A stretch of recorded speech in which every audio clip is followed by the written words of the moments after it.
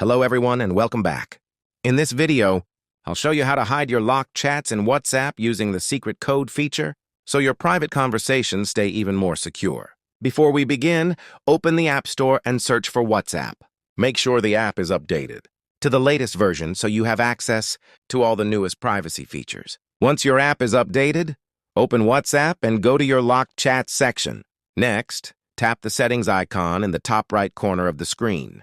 Here, tap on Hide Locked Chats. WhatsApp will ask you to create a secret code. This can be any code that's easy for you to remember but difficult for others to guess. For this example, I'll use Sam123. After entering your secret code, tap Done to save it. That's it!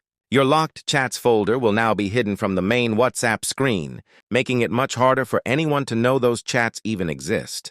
Whenever you want to access your hidden locked chats, simply go to the WhatsApp search bar and type your secret code.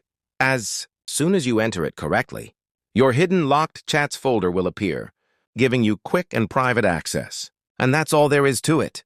This is a great way to add an extra layer of privacy to your WhatsApp conversations. Thanks for watching, and I'll see you in the next video.